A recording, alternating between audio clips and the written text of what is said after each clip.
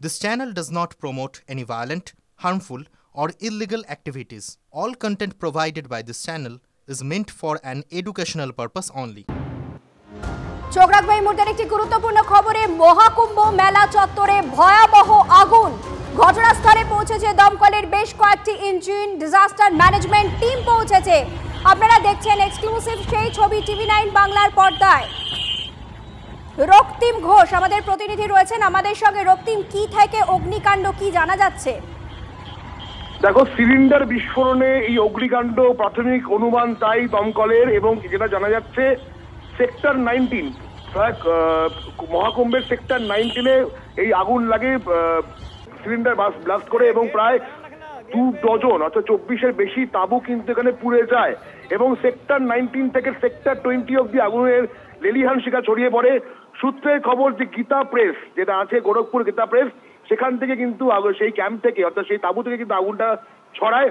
ইতিমধ্যে এনডিআরএফ-এর 4টে দল, অ্যাম্বুলেন্স এবং দমকলের 12টির বেশি ইঞ্জিন পৌঁছে গিয়েছে। আগুন অনেকটা অ্যারেস্ট করা সম্ভব হয়েছে বলে দমকলের সূত্রে খবর, এবং সেখানে কিন্তু রীতিমতন দমকলের যারা শীর্ষ আধিকারিকরা তারা পৌঁছে গিয়েছে। এখনো পর্যন্ত কিছু কিছু পকেটে যেখানে আগুন জ্বলছে সেটাও অ্যারেস্ট করা সম্ভব হবে বলে দমকল সূত্রে খবর। বাকি ম্যাক্সিমাম যে জায়গাটা আগুন লেগেছে সেটা কিন্তু অলরেডি অ্যারেস্ট করা হয়েছে। এবং লাখো মানুষের ভিড়, লাখো ভক্তের ভিড় এই সময়, সেক্ষেত্রে ক্ষয়ক্ষতির পরিমাণ কি জানা যাচ্ছে? হতাহতের কোনো খবর নেই তো? কোনো হতাহতের খবর নেই। ক্ষয়ক্ষতির পরিমাণ আমি যেটা বললাম, প্রায় 25টার বেশি তাঁবু কিন্তু আগুনে ভস্মীভূত হয়ে গেছে। দমকল সূত্রে খবর সেই সংখ্যাটা আরো বাড়তে পারে, তবে হতাহতের কোনো খবর নেই মহাকুম্ভের এই আগুনে। তুমি আমাদের সঙ্গে থাকো। এই মুহূর্তে আপনারা মহাকুম্ভের ছবি দেখতে পাচ্ছেন। প্রয়াগরাজে মহাকুম্ভ চলছে এই মুহূর্তে, এবং সেক্টর 19 এবং সেক্টর 20 এই দুটো জায়গায় আগুন লাগে, এবং গ্যাস সিলিন্ডার থেকে আগুন লেগেছে বলে জানা যাচ্ছে। প্রয়াগরাজের জেলা শাসক ঘটনাস্থলে পৌঁছন এবং তারপর তিনি কি বলছেন আপনাদের শোনাই। आज 4:30 बजे कुंभ क्षेत्र में सेक्टर 19 में आग लगने की जानकारी मिली, जिसमें गीता प्रेस में आग लगने की सूचना हम सबको मिली। अग्निशमन की टीम, पुलिस की टीम, प्रशासन की टीम साथ समय मौके पे पहुंची, और गीता प्रेस के साथ में 10 प्रयागवाल के टेंट में भी आग फैलने की सूचना मिली थी, जिसको साथ समय बुझा लिया गया। स्थिति सामान्य है, कहीं किसी प्रकार की जनहानि की कोई सूचना नहीं है। মহাকুম্ভ মেলায় বিধ্বংসী আগুন। সেক্টর 19-এ গীতা প্রেসের তাঁবুতে প্রথমে আগুন লাগে, এরপর 25টি তাঁবু একেবারে ভস্মীভূত হয়ে যায় বলে খবর পাওয়া যাচ্ছে। দ্রুত আতঙ্ক ছড়িয়ে পড়ে। ঘটনাস্থলে দমকলের বেশ কয়েকটি ইঞ্জিন যুদ্ধকালীন তৎপরতায় কাজ করছে, তবে হতাহতের কোনো খবর নেই। 25টি তাঁবু পুড়ে গেছে বলে খবর পাওয়া যাচ্ছে। আপনারা জানেন যে এই মুহূর্তে মহাকুম্ভে লাখো ভক্ত সমাগম, এবং সেখানে মানুষের মধ্যে যে একটা আতঙ্ক ছড়িয়ে পড়বে সেটাই স্বাভাবিক। এই মুহূর্তে কি ছবি উঠে আসছে জানতে চলে যাবো আমাদের আর এক প্রতিনিধি জ্যোতির্ময় কর্মকারের কাছে। জ্যোতির্ময়, এই মুহূর্তে দমকলের কটি ইঞ্জিন কাজ করছে এবং আগুনের ছবি কি উঠে আসছে আগের থেকে? আগুন কি নিয়ন্ত্রণে? দেখুন, এই মুহূর্তে প্রশাসনের তরফ থেকে দাবি করা হচ্ছে যে আগুন বেশ কিছুটা নিয়ন্ত্রণে এসছে। যে মুহূর্তে আগুন লাগে 19 সেক্টরে আগুন লেগেছে। এই 19 সেক্টর হচ্ছে মূল যে ভূখণ্ড, সেখান থেকে ব্রিজ পেরিয়ে এই ভূখণ্ডে পৌঁছতে হয়, এবং এই জায়গাতে 19 সেক্টরে আগুন লেগেছে। যে জায়গাটাতে আগুন লেগেছে সেখানে পরপর সিলিন্ডার ব্লাস্ট হতে থাকে। গত সপ্তাহে যে সময় আমরা এই কুম্ভ মেলায় ছিলাম, আমরাও চোখে দেখেছি যে এক একটি আখাড়ায় প্রায় 30 থেকে 40টা করে সিলিন্ডার মজুত করা হচ্ছে, এবং ট্রাকে করে এই সিলিন্ডার নিয়ে এসে ওপর থেকে ছুঁড়ে ছুঁড়ে ভরা সিলিন্ডার ফেলা হচ্ছে। এবং একটা ভয়ের জায়গা ছিলই, কারণ যেহেতু কোটি কোটি মানুষের সমাগম হচ্ছে, এবং সেই জায়গাতে এই ধরনের সিলিন্ডার মজুত করা যথেষ্ট বিপজ্জনক পরিস্থিতি। এবং আগুন লাগার সঙ্গে সঙ্গে প্রাথমিকভাবে 12টি দমকলের গাড়ি ঘটনাস্থলে পৌঁছে যায়। এর পাশাপাশি এনডিআরএফ এবং উত্তরপ্রদেশের বিশেষ প্রশিক্ষণপ্রাপ্ত বিভিন্ন আধিকারিকরা তারা এই আগুন নেভাবার কাজে লেগে পড়ে। কিন্তু যে খবর আমরা পাচ্ছি, প্রায় 20 থেকে 30টি টেন্ট সম্পূর্ণভাবে পুড়ে ছাই হয়ে গিয়েছে, এবং যেহেতু হাওয়ার তীব্রতা ছিল, বাতাসের তীব্রতার কারণে 19 সেক্টর থেকে সেক্টর 20 পর্যন্ত এই আগুন ছড়িয়ে পড়ে, এবং একাধিক ট্রেন সম্পূর্ণভাবে ভস্মীভূত হয়ে যায়। জ্যোতির্ময়, তুমি আমাদের সঙ্গে থাকো। আমি একটু ছবিটা এক্সপ্লেন করার চেষ্টা করবো, একটু ছবিটা দর্শকদের দেখানোর চেষ্টা করবো। আপনারা দেখুন, এই মুহূর্তে আগুন কিন্তু অনেকটাই নিয়ন্ত্রণে, যদিও কিছুক্ষণ আগে যে খবর পাওয়া যাচ্ছিল একেবারে বিধ্বংসী আগুন লেগেছিল।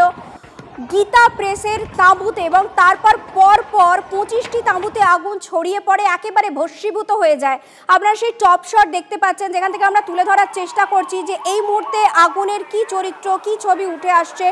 দমকল, বিপর্যয় মোকাবিলা বাহিনী সবাই পৌঁছে যায় এবং আপনারা জানেন যে এই মহাকুম্ভ ঘিরে কিন্তু নিরাপত্তার কোনো ধরনের ফাঁকফোকর রাখা হয়নি। প্রথম থেকেই এমন কিছু ব্যবস্থা গ্রহণ করা হয়েছিল যাতে কোনো অপ্রীতিকর পরিস্থিতি তৈরি না হয় এবং আজ কিন্তু এত বড় একটা অগ্নিকাণ্ড হলো, তারপরেও হতাহতের কোনো খবর নেই। যদিও 25টি তাঁবু পুড়ে গেছে, পরপর কয়েকটি গ্যাস সিলিন্ডারে আগুন লেগে যায়, সেখান থেকে বিস্ফোরণ হয় বলে দ্রুত আগুন ছড়িয়ে পড়ে।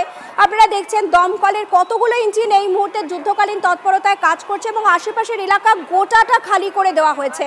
আমরা আরও একবার চলে যাব আমাদের প্রতিনিধি জ্যোতির্ময়ের কাছে। জ্যোতির্ময়, আমি যে ছবিটা দেখাচ্ছি এবং এক্সপ্লেন করছি, তুমি তো রয়েছে, তুমি যদি আরেকটুখানি ভালো করে বুঝিয়ে বলো যে কোনখানে আগুনটা লাগলো, কিভাবে ছড়িয়ে পড়লো, কিভাবে ইভ্যাকুয়েট করা হলো গোটা বিষয়টা। দেখো, যেখানে আগুন লেগেছে সেই যেটা সব থেকে বড় আশঙ্কার বিষয় তা হচ্ছে এই 19 সেক্টরের ওপর দিয়েই গিয়েছে একটি লোহার ব্রিজ এবং এই লোহার ব্রিজের ওপর থেকে ট্রেন চলে এবং যখন আগুন লাগে ঠিক সেই সময় গুজরাটগামী একটি ট্রেন এই লোহার ব্রিজের ওপর দিয়ে পাস করছিল। ফলত আগুনের তীব্রতা এতটাই ছিল, আগুনের শিখা এতটা ছিল যে এই ট্রেন লাইন পর্যন্ত আগুন পৌঁছে যাওয়ার সম্ভাবনা ছিল। হাওয়ার বাতাসের গতিবেগের অভিমুখ অন্যদিকে থাকার কারণে এই ট্রেন লাইনে আপাতভাবে কোনো ক্ষতি হয়নি। কিছুক্ষণ আগে উত্তরপ্রদেশের মুখ্যমন্ত্রী তিনি নিজে হেলিকপ্টারে এই জায়গা পরিদর্শন করেছেন এবং তিনি নির্দেশ দিয়েছেন সংশ্লিষ্ট সমস্ত আধিকারিককে এই ঘটনাস্থলে পৌঁছতে।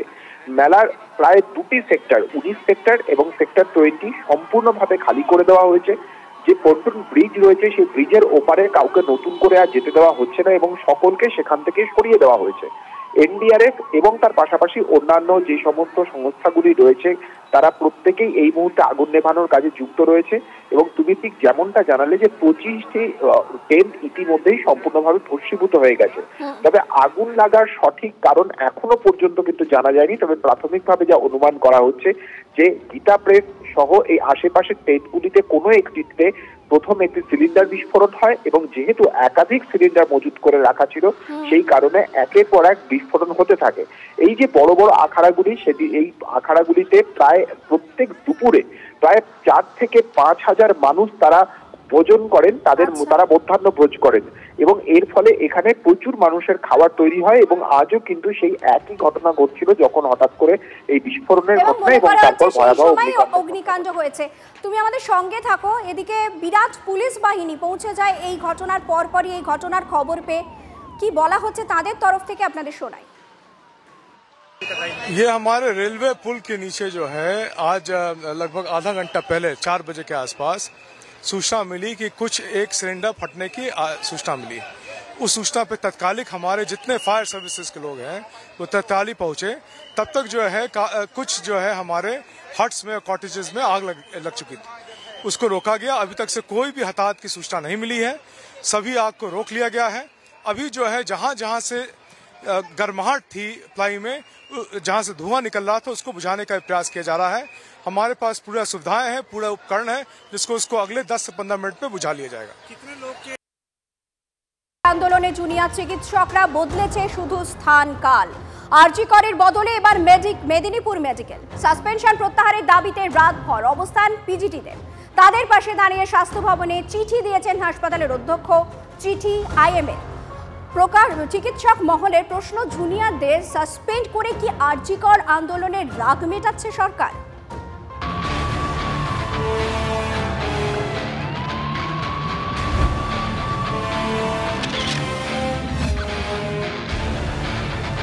ডাক্তারদের আন্দোলন ঘিরে ফের সিঁদুরে মেঘ। ঘোরালো হচ্ছে মেদিনীপুর মেডিকেলের পরিস্থিতি। নেপথ্যে চিকিৎসকদের সাসপেনশন বিতর্ক। 20 স্যালাইনে প্রসূতি মৃত্যুর পর হাসপাতালের 1 ডজন চিকিৎসককে সাসপেন্ড করেছিলেন মুখ্যমন্ত্রী। যারা যারা সেদিন ওখানে দায়িত্বে ছিলেন মেদিনীপুরে, তারা কিন্তু তাদের দায়িত্ব যদি সঠিকভাবে পালন করতেন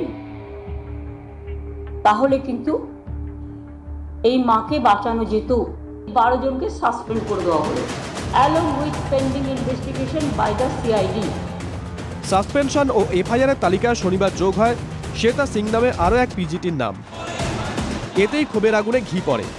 শনিবার রাত 10টা থেকে প্রিন্সিপালের ঘরের সামনে অবস্থান শুরু করে দেন অ্যানাস্থেসিয়া ও স্ত্রীরোগ বিভাগের 38 জন জুনিয়র ডাক্তার।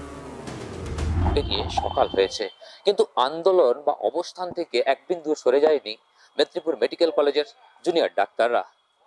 আর তাদের এই যে দাবি, তাদের দাবি পূরণ না হলে আগামী দিনে কিন্তু এই আন্দোলন আরো বৃহত্তর রূপ নেবে।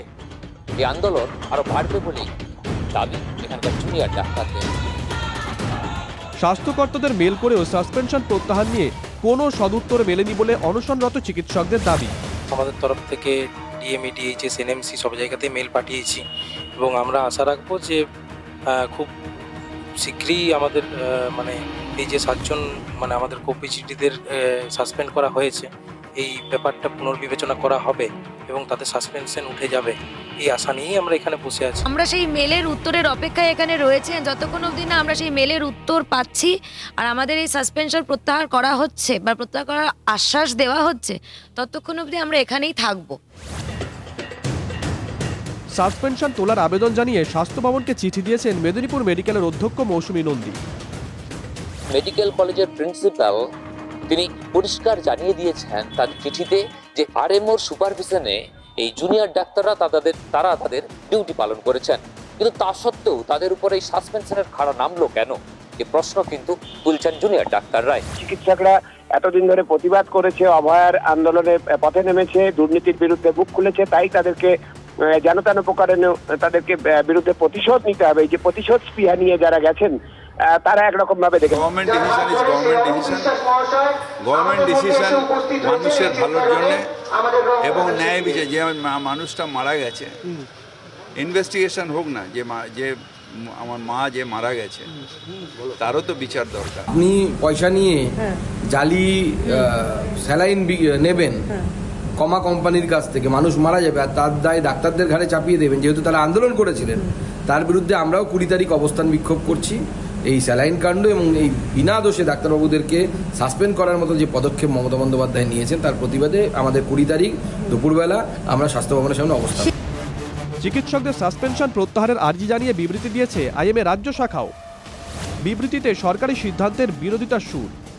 আইএমএ অ্যাকশন কমিটির বক্তব্য, সাসপেনশনের আগে অভিযুক্ত চিকিৎসকদের আত্মপক্ষ সমর্থনের সুযোগ দেওয়া হয়নি। বিতর্কিত স্যালাইন নিয়েও পূর্ণাঙ্গ তদন্তের দাবি জানিয়েছে আইএমএ। 20 স্যালাইনের জল আপাতত কোন দিকে গড়ায় এখন সেটাই দেখার। দেবব্রত সরকারের রিপোর্ট, TV9 বাংলা। আবারও চোখ রাখবো মহাকুম্ভে অগ্নিকাণ্ডের খবরের দিকে। যোগী আদিত্যনাথ তিনি পৌঁছে যান এলাকা পরিদর্শনে, সেই ছবি আপনারা দেখতে পাচ্ছেন এক্সক্লুসিভলি TV9 বাংলার পর্দায়।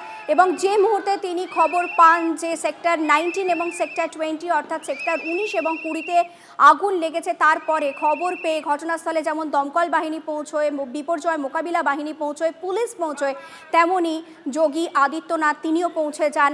যে কি ঘটেছে, কতটা ভয়ঙ্কর পরিস্থিতি, সেই সমস্ত কিছু সরেজমিনে খতিয়ে দেখার জন্য সেই ছবি আপনারা দেখছেন।